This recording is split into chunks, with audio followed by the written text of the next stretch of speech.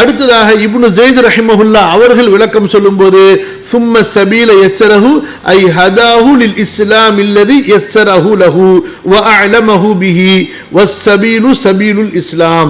இப்னு Zaid அவர்கள் சொல்கிறார்கள் இந்த இடத்துல சபீல் என்பது இஸ்லாமை குறிக்கிறது.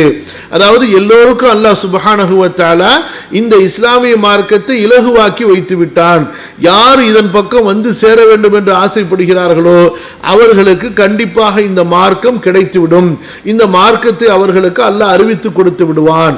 அப்ப சபீல் என்பது இஸ்லாமை குறிக்கிறது. இந்த கருத்து பாருங்க, இதுவும் எவ்வளவு ஒரு சாத்தியமான கருத்து. உலகத்தில் எங்கு முஸ்லிம்களே போகலையோ அந்த மாதிரி எத்தனையோ இடங்கள் இருக்கின்றன. அந்த இடத்துல இருக்கிறவங்க எல்லாம் சுப்ஹானல்லாஹ் அவங்களுடைய உள்ளத்தில் ஒரு சின்ன தேடல் தான் வருது. தன்னுடைய இறைவனை பற்றி, தன்னுடைய வாழ்க்கையை பற்றி, தான் யார் என்பதை பற்றி ஒரு தேடல் வருது.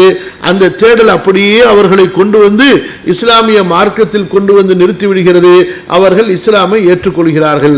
அப்ப இயற்கையான ஒரு அல்லாஹ்வுடைய கொள்கையாகிய இந்த இஸ்லாமை ஏற்றுக்கொள்வதை அல்லாஹு தஆலா மனிதனுக்கு இலகுவாக்கி வைத்திருக்கிறான் என்ற கருத்துப்பட இப்னு ஸைத் ரஹ்மத்துல்லாஹி அலைஹி சொல்கிறார்கள். கடைசியா இமாம் தபரி அவர்கள் என்ன இதற்கு முடிவு சொல்கிறார்கள் இன்ஷா அல்லாஹ் நாளைய அமர்வில் நாம் பார்ப்போம். கல்லா இன்னஹா தத்கிரா ஃபமன் ஷாஅ ذكرஹு. அப்ப இந்த குர்ஆன்ல சொல்லப்பட்ட இந்த உபதேசங்கள் இருக்கு பாருங்க.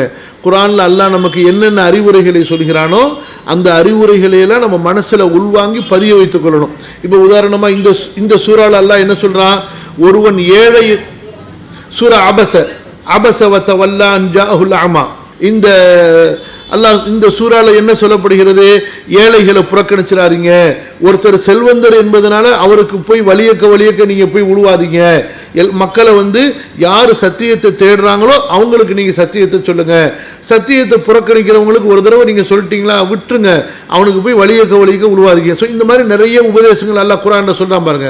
ஸோ இந்த உபதேசங்கள் எல்லாம் நீங்க மனசில் பதிய வைத்துக் கொள்ளுங்கள், அதன்படி செயல்படுங்கள். இல்ல அது அந்த ஜாஅல உள்ளது சொல்லல, ஜாஅஹுல மத் முத்தசில் கண்டிப்பா இருக்கும். ஜாஅஹு நான் சொன்னது அன்ல, அன் என்றும் படிக்கலாம், ஆன் என்றும் படிக்கலாம். அன்ஜாஹுல் அமா ஆன்ஜாஹுல் அமா. அது அங்க ஹம்சத்துல் இஸ்திஃபாம், கேள்வியுடைய ஹம்சா. ரெண்டு ஹம்சா சேரும்போது அந்த ரெண்டு ஹம்சாவையும் தனித்தனியா படிக்காம ரெண்டு மத்து கொடுத்து படிக்கலாம். அதே போலதான் யா யுஹன்னாஸ், அன்னாஸ் என்று வரக்கூடிய இடங்கள்ல சில குறிப்பிட்ட இடங்களை தவிர மற்ற எல்லா இடங்கள்லையும் குறிப்பா காஃபிர்களை பார்த்து பேசப்படக்கூடிய வசனங்களா இருக்கும். நீங்க மக்கால இறக்கப்பட்ட சூறாக்கள்ல பார்த்தீங்கன்னா அன்னாஸ் என்பது சொல்லப்பட்டிருக்கும். மதீனால இறக்கப்பட்ட அத்தியாயங்கள்ல அல் முஃமினூன் என்பது சொல்லப்பட்டிருக்கும். கண்டிப்பா அந்த நூன் சட்டத்தை பத்தி நான் பேசல. நூனுக்கு அடுத்து இஃபாவுடைய எழுத்து ஜீம் இருக்கு, அங்க இஃபா செய்வோம், அதை நம்ம போய் பேசல. ஐன் இல்ல ஹம்சா குர்ஆன் நீங்க திறந்து வச்சுக்கோங்க. அங்க அன் இருக்குல்ல, அந்த ஹம்சா இருக்கு பாருங்க, முதல்ல ஹம்சா. அப்ப அந்த முதல் ஹம்சா அன் அப்படின்னு படிக்கலாம், அல்லது அந்த இடத்துல ஒரு கொஸ்டின் மார்க் ஆல் ஆனன் வரும் பாருங்க சூரா யூனுஸ்ல, ஆல் ஆன. ஸோ அந்த மாதிரி ஒரு கொஸ்டின் மார்க் அங்க இருந்தா அப்ப அந்த ரெண்டு ஹம்சாவை மத்தா மாற்றப்பட்டோம், அலிஃப் மத்தா போட்டுரும். அப்ப ஆன் ஜாஅஹுல் அமா. அதாவது அர்த்தம் இதுக்கு அதுக்கு என்ன அர்த்தம் வித்தியாசப்படும்.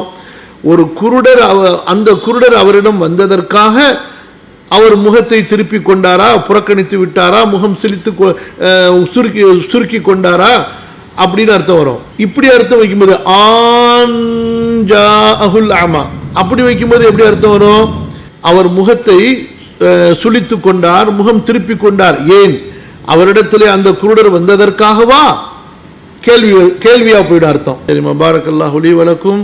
சுப்ஹானக்கல்லாஹும்ம வ பிஹம்திக அஷ்ஹது அன் லா இலாஹ இல்லா அன்த அஸ்தக்ஃபிருக வ அத்தூபு இலைக்.